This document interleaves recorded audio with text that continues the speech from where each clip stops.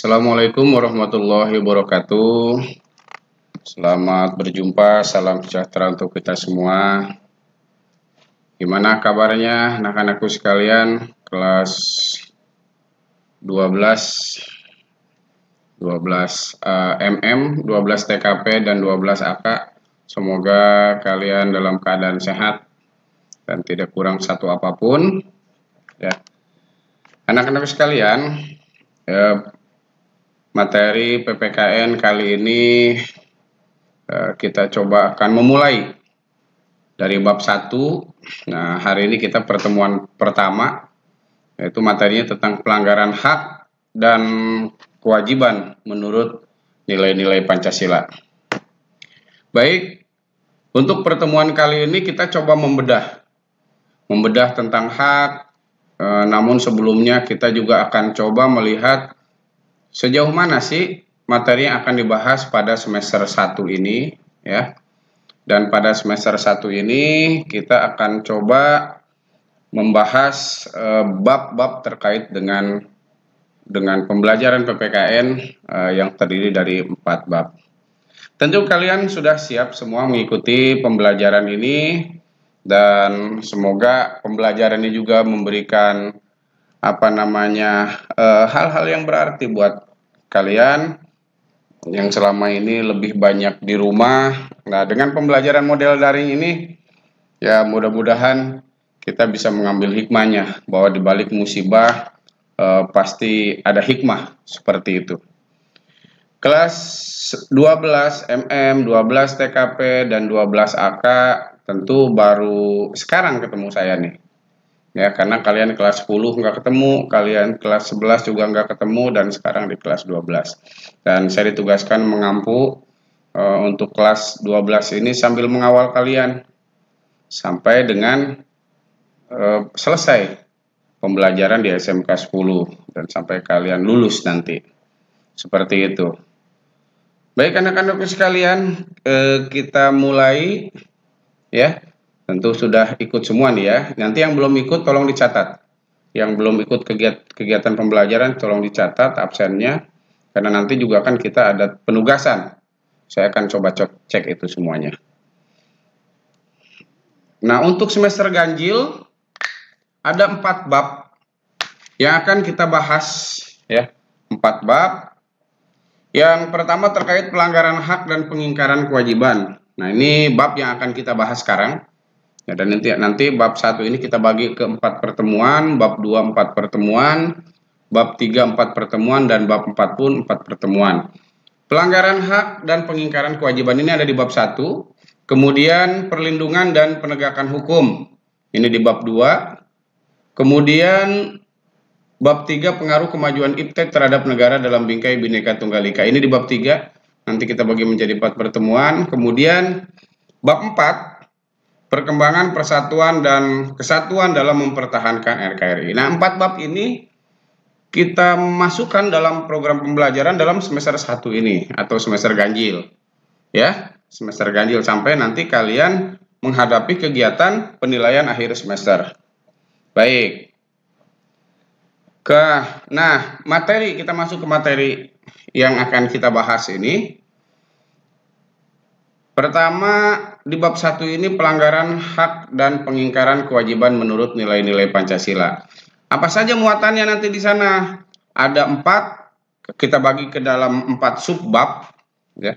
4 subbab. Di sana ada hak dan kewajiban warga negara, hak dan kewajiban warga negara dalam nilai-nilai Pancasila. Kemudian kasus-kasus pelanggaran hak dan pengingkaran kewajiban, dan subbab keempatnya penanganan kasus pelanggaran hak dan pengingkaran kewajiban warga negara. Jadi ada 4 subbab dari bab 1 ini. Nah, kemudian tujuan pembelajaran kita apa nih? Tujuan pembelajaran kita, nah di sini, setelah membaca rubrik dan penguatan karakter, peserta didik mampu menunjukkan sikap toleransi, disiplin, tanggung jawab dengan baik sebagai upaya untuk pencegahan pelanggaran hak dan pengingkaran kewajiban. Jadi dari sini diharapkan peserta didik mampu itu, ya. Mampu melakukan pencegahan pelanggaran hak dan pengingkaran kewajiban. Kemudian peserta didik juga mampu membuat video menarik tentang pelanggaran dan pengingkaran kewajiban. Nah, ini juga apa namanya? Ada upaya-upaya dari kalian peserta didik untuk mampu itu tindak lanjutnya ya. Kemudian peserta didik juga mampu mengetahui prosedur pendaftaran hak cipta, prosedur pengaduan dan sebagainya. Jadi upaya-upaya yang dilakukan ketika terjadi pelanggaran seperti apa. Kemudian peserta didik juga mampu melakukan upaya pencegahan pelanggaran hak dan pengingkaran kewajiban. Jangan diam aja ketika terjadi pelanggaran hak. Ya, dan seterusnya. Kemudian kita lanjut di bab pertama. Hak dan kewajiban warga negara. Di sini ada hak dan kewajiban warga negara terhadap negara. Ada kewajiban hak dan kewajiban negara terhadap warga negara. Jadi dua-duanya ada nih. Ada hak dan kewajiban warga negara terhadap negara, dan hak dan kewajiban negara terhadap warga negara. Seperti apa contohnya? Nah, kalau hak dan kewajiban warga negara itu kan seperti contoh membayar pajak dan sebagainya. Hak dan kewajiban negara terhadap warga negara yang memberikan perlindungan hukum, nah itu contoh kecilnya. Nanti semua juga kita akan bahas di sini. Kemudian, nah, ada apa ini makna hak dan kewajiban? Hak itu apa sih? Kita tahunya hak yang punya hak itu cuma sepatu gitu. Hak itu apa? Hak adalah kekuasaan untuk berbuat sesuatu karena telah ditentukan oleh undang-undang, peraturan dan sebagainya. Hak juga diartikan sebagai kekuasaan yang benar atas sesuatu untuk menentukan sesuatu. Contohnya hak memilih dan dipilih.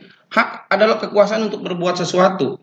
Ketika orang itu sudah mendapatkan hak, tentu diatur oleh sebuah peraturan perundang-undangan. Contoh, ada hak untuk memilih. Kenapa orang bisa mempunyai hak untuk memilih? Karena sudah usia 17 tahun. Sudah pernah menikah. Itu kan adanya hak itu dibarengi dengan adanya aturan. Orang yang belum 17 tahun ya tidak bisa untuk memilih. Hak dipilih, ya macam-macam hak dipilih. Apakah hak dipilih untuk dipilih menjadi presiden, gubernur, bupati, wali kota, kemudian kepala desa, dan sebagainya. Ini ada ketentuannya. Orang bisa dipilih karena apa? Gitu. Sebabnya apa? Aturannya seperti apa? Gitu. Nah, lalu ya tadi kalau hak adalah kekuasaan untuk berbuat sesuatu karena didorong oleh aturan, undang-undang dan sebagainya, nilai dan norma yang ada dalam masyarakat. Kewajiban adalah sesuatu yang harus dilaksanakan atau tugas menurut hukum. Artinya ini kewajiban ini orang harus melakukan sesuatu. Orang harus melakukan sesuatu. Gitu. Ketika melakukan sesuatu itu kan dibuat oleh aturan. Contohnya di sini kewajiban membayar pajak. Orang membayar pajak karena apa? Karena ada aturan. Ada pajak bumi dan bangunan, ada pajak kendaraan bermotor. Ya, seperti contoh kita punya motor. Satu motor harus membayar pajak 1 tahun sekali. Pajaknya sudah ada ketentuannya di situ ya. Ketentuannya sudah ada. Sehingga kewajiban kita setiap tahun, ini kewajiban yang dipaksakan. Kalau tidak bayar pajak, apa sanksinya? Denda. Betul, denda. Jadi, seseorang yang tidak bayar pajak, udahlah tahun depan aja terus bertambah. Diberikan sanksi berupa denda. Gitu. Tidak pidana, tidak. Gitu. Karena memang urusannya urusan perdata itu. Oke. Kita lanjut lagi. Nah, siapa yang tidak dapat menjalankan hak? Ini contohnya. Yang tidak dapat menjalankan hak. Yang tidak dapat menjalankan hak. Orang tidak bisa menerima hak, menjalankan hak, dan sebagainya. Contoh, orang tidur sebelum bangun. Ketika orang tidur, tidak bisa dia diberikan hak. Hak memilih. Yang nggak bisa orang tidur memilih. Hak mendapatkan pekerjaan yang layak. Orang tidur ini sebelum bangun, orang tidurnya. Tapi kalau orang tidur udah bangun ya kembali lagi kan normal. Orang tidur sebelum bangun. Yang kedua, orang sakit sebelum sembuh. Karena orang sakit tadi bukan dibatasi haknya, tetapi dia mendapat pengecualian tertentu. Contoh dalam pemilu. Orang sakit ini tidak menggunakan hak pilihnya, tetapi pada saat tertentu ada pengecualian kan petugas bisa datang ke situ. Kalau emang petugas nggak bisa datang ya sudah. Nah, orang sakit sebelum sembuh, orang sakit yang parah ini tidak bisa menggunakan haknya seperti hak pilih tadi, ya. Orang gila sebelum waras. Orang gila sebelum waras. Artinya orang itu tidak dapat menjalankan hak dengan baik. Ya, hak memilih, hak dipilih. Lah siapa yang memilih dia? Hak memilih, hak dipilih kan tidak. Kayak gitu ya. Tidak bisa dilakukan terhadap orang gila sebelum waras. Makanya kalimatnya juga kan unik di sana. Siapa saja yang tidak dapat menjalankan hak? Orang tidur sebelum bangun. Orang tidur sebelum bangun, berarti ketika orang itu masih tidur, tidak bisa diberikan hak. Tidak bisa menjalankan hak, tidak bisa menerima hak. Orang tidur sebelum bangun. Ya, pokoknya tidur aja dia. Udah bangun baru, ngapain? Pemilu, nyoblos yuk. Baru bangun, tapi waktu tidur kan dia nggak bisa. Orang sakit sebelum sembuh, sakitnya sakit parah tentunya nih ya. Kalau sakit meriang-meriang malah masih bisa. Orang sakit yang memang tidak mampu melakukan aktivitas sebelum dia sembuh, maka tidak bisa menjalankan hak. Orang gila sebelum waras. Orang gila sebelum waras tidak mampu melakukan haknya, tidak dapat menjalankan haknya seperti hak memilih tadi. Gitu.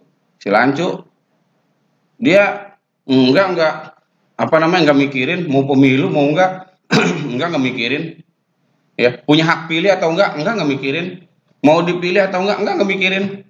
Yang penting buat dia mah jalan, kalau ada yang ngebagi rokok bagi, kalau enggak dia minta, ada makan selesai, fisiknya sehat, ya. Oke.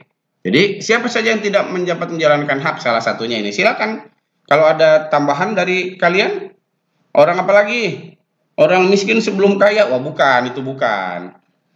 Apalagi orang belum ganteng menuju ganteng, lain lagi. Apalagi? Nah, silakan kalian cari, silakan. Siapa-siapa yang tidak menjalankan, yang tidak mampu menjalankan. Ini contohnya ya. Nah, hak-hak kita itu di rumah, motor hak kita. Ya, dia punya motor berarti hak dia. Dia punya tanah berarti hak dia. Kemudian dia punya rumah berarti hak dia. Itu hak ya. Hak yang dikelola oleh yang bersangkutan. Hak apa tadi hak itu? Iya. Ya, yang menjadi sesuatu yang ada di dia lah. Gitu ya. Hak kekuasaan untuk berbuat sesuatu. Karena aturan. Hak tadi itu. Motor, rumah punya dia. Nah, lalu kalau begitu anak punya dia bukan? Nih, saya seorang bapak. Saya punya anak. Anak milik saya bukan? Bukan. Punya emak, punya bapak. Bapak itu berarti milik saya dong? Bukan. Keluarga, kerabat tidak termasuk yang tidak termasuk menjadi hak kita atau hak ego. Kenapa bisa seperti itu? Emak bukan punya kita, bapak bukan punya kita, anak bukan, istri bukan. Kenapa? Karena kalau yang bersifat orang, hubungan kekerabatan, itu tidak bisa dijadikan hak. Kenapa bisa seperti itu? Karena hak mutlak hanya dimiliki oleh Tuhan Yang Maha Kuasa, sehingga orang tua, keluarga, kerabat bukanlah menjadi hak kita atau hak ego, tetapi hak milik Tuhan. Ya, hak kita. Ego itu apa sih? Kelas 10 mungkin pernah diajarin itu. Ego itu apa? Ego adalah diri sendiri. Ego adalah diri sendiri. Kalau orang pikir, wah egois banget loh. Nah, itu ingin mementingkan dirinya sendiri. Egoisme. Ego dan isme kata sifatnya. Cuma karena memang ribet lah pakai isme. Udah egois saja. Jadi kita memandang bahwa egois adalah mementingkan diri sendiri kan gitu. Jadi sekali lagi, yang menjadi hak itu apa? Menjadi hak itu sesuatu yang dibendakan. Sesuatu yang dibendakan, dalam teorinya seperti itu. Sesuatu yang dibendakan. Ini hak saya nih, karena benda milik saya. Itu buku. Ini pun hak saya. Kenapa? Karena milik saya. HP. dibendakan, kan memang benda, ya, menjadi milik saya. Tetapi kalau yang bersifat orang, kekerabatan, keluarga, ini tidak bisa disebut menjadi hak milik. Itu bapak saya, berarti bapak itu milik saya? Tidak. Itu ibu saya, berarti ibu itu milik saya? Tidak. Kenapa tidak menjadi hak kita? Karena tadi, karena hak mutlak hanya dimiliki oleh Tuhan yang Maha Kuasa. Sehingga orang tua, keluarga, dan kerabat bukan menjadi hak kita atau ego, tetapi menjadi hak milik Tuhan. Oke, kita lanjut. Nah, sudah. Itu gambaran umum kita seperti itu. Ya, nggak usah banyak-banyak dulu ya. Nah, ya, belajar hari ini sebagai modal dasar untuk meraih masa depan gemilang.